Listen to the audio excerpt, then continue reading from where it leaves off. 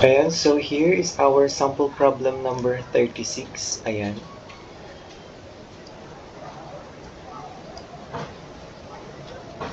So, basahin muna natin. In the piezometer shown, liquid stands 1.30 above point M. What is the pressure at M in kPa if the liquid is number 1, water, number 2, oil, number 3, mercury, and number 4, molasses.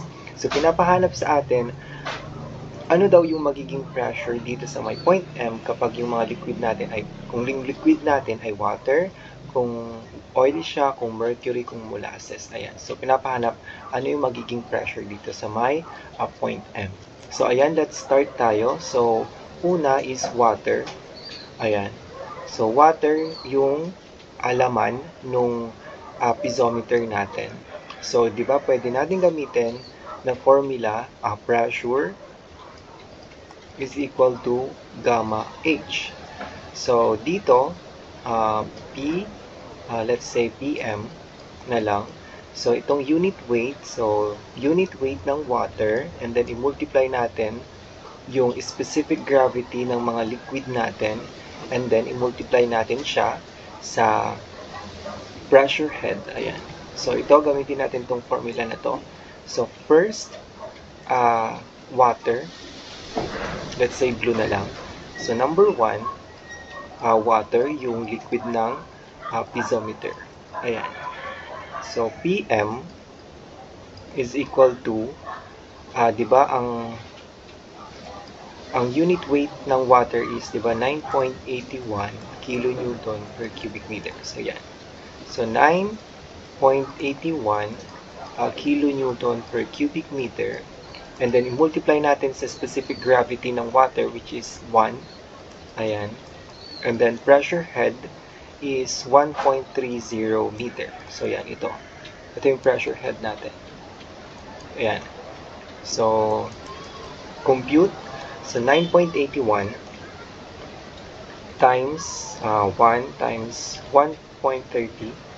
Ayan. So, ang magiging pressure natin sa point M kapag yung liquid natin sa piezometer ay water is 12.753. Ito, so makakancel yan, magiging meter squared. So, di ba, ang kilonewton per meter squared ay equivalent lang siya sa kPa. So, kPa yung unit natin. So, 12.753 kPa. So, yan yung pressure sa point M kapag water yung liquid natin sa piezometer. So, next tayo, oil. So, ano naman yung magiging pressure sa point M kapag oil yung gamit natin or yung liquid natin. So, oil. So, given yung specific gravity niya, which is 0.90. Ayan. So, isalpak natin sa formula, PM. So, unit weight ng water. So, 9.81 kilonewton per cubic meter. And then, multiply natin sa SG ng oil, which is 0.90. And then, pressure head. So, 1.30 meter. Ayan. So, cancel, meter squared. So, ang pressure sa oil, ang pressure sa point M kapag oil yung gamit, 0.90. Ayan. So, 11.478. Ayan. Through 3 decimal places na lang tayo. So, ito yung magiging pressure natin dito sa may point M kapag oil yung gamit natin. So, 11.478 kPa. So, next tayo, ano naman yung pressure sa point M kapag mercury yung liquid sa piezometer natin. So, mercury, so ang specific gravity ng mercury is 13.6. Ayan. So, PM, ayan. So, pressure sa point M. So, 9.81 unit weight ng water, kilonewton per cubic meter times the SG ng mercury na 13.6, and then i-multiply natin sa pressure head, which is 1.30 meter. Ayan. So, palitan lang natin. So, times 9.81 times 13.6 times 1.3. So, magiging 173.441 kPa. So, yan. So, yan yung pressure natin dito sa may point M kapag mercury yung laman. So, ito makakancel, di ba? So, magiging meter squared yan. So, kilonewton per meter squared, kPa yung unit. Ayan. So, tandaan, yon.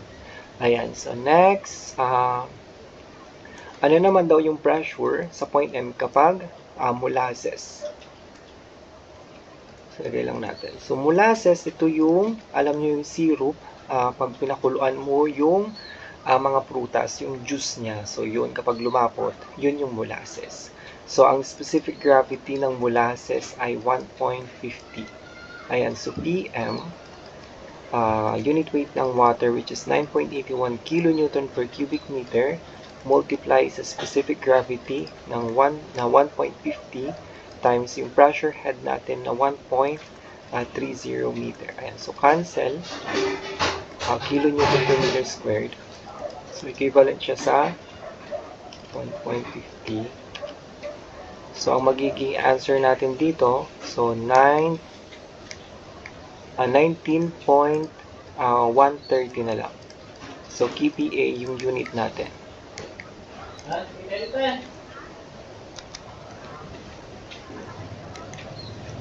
kPa. So, yan yung sagot natin. Yan, so 19.130 kPa. So, yan yung pressure sa point M kapag molasses yung liquid natin sa piezometer. So, yan yung mga sagot natin for sample problem number 36.